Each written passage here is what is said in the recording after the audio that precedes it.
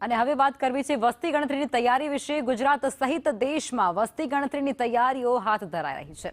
વસ્તી ગણતરી પહેલા મકાનોની ગણતરી થશે। વસ્તી ગણતરી માટે શૈક્ષિક સંઘની 13 મુદ્દા પર રજૂઆત, જેમાં વસ્તી ગણતરી અને તે પહેલા મકાનોની ગણતરી મુદ્દે રજૂઆત છે। વસ્તી ગણતરીમાં અન્ય સરકારી કેડરનો સમાવેશ કરવાની પણ ખાસ રજૂઆત તેમના દ્વારા કરાઈ છે। 26 વિભાગોના કર્મચારીઓને વસ્તી ગણતરીમાં સમાવવા માટે રજૂઆત થઈ છે, જેમાં સહાયક શિક્ષકોને 2 કરોડનો વીમો આપવાની પણ માંગ ઉઠવા પામી છે। વોરંટ ઇસ્યુ ન કરવા બાબતે પણ શૈક્ષિક સંઘની રજૂઆત છે। સંકલનના અભાવની સ્થિતિ ન સર્જાય તેના માટે પણ ખાસ રજૂઆત થઈ છે। ગુજરાત સહિત દેશમાં વસ્તી ગણતરીની તૈયારીઓ અત્યારે શરૂ થઈ ચૂકી છે। વસ્તી ગણતરી પહેલા મકાનોની ગણતરી કરાશે।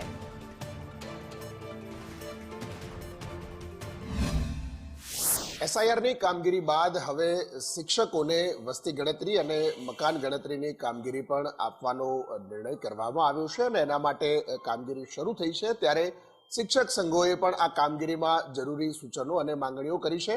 રાષ્ટ્રીય શૈક્ષિક મહાસંઘના પરેશભાઈ પટેલ છે આપણી સાથે, એમની સાથે વાત કરીશું।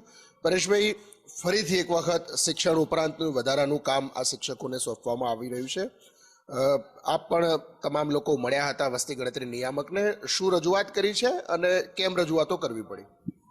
સ્વાભાવિક હિરેનભાઈ, વસ્તી ગણતરી બાબતે જ્યારે સરકાર સાથે વિભાગ સાથે બેઠક કરવામાં આવી ત્યારે સંગઠન એક શિક્ષકોનું યુનિયન લઈને ચાલી રહ્યું છે। 1,20,000થી પણ વધારે સદસ્ય સાથે ચાલી રહ્યું, ત્યારે સ્વાભાવિક છે કે શિક્ષણ અને શિક્ષણની બંનેની ચિંતા કરતું આ સંગઠન છે।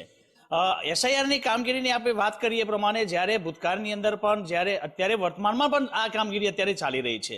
એસઆઈઆરની અંદર જે પ્રકારની તકલીફો પડી છે, ત્યારે માનીય હસમુખભાઈ સાથે વાતચીત થઈ અને બિન શૈક્ષણિક કામગીરીને અંદર શિક્ષકોને જોતરવામાં ના આવે આવી પણ એક વિભાગ સાથે આપણે વાત મૂકેલી હતી।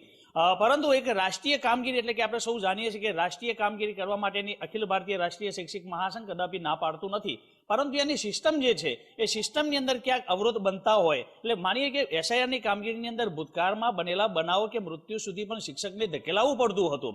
શિક્ષકોની જે વેદનાઓ છે શિક્ષકને ક્યાંય સાંભળવામાં નથી આવતા। આ તમામ પ્રકારની દિલ ખોલીને ત્યાં માન્ય અધિકારીશ્રીઓ સાથે સંગઠને વાત કરી છે।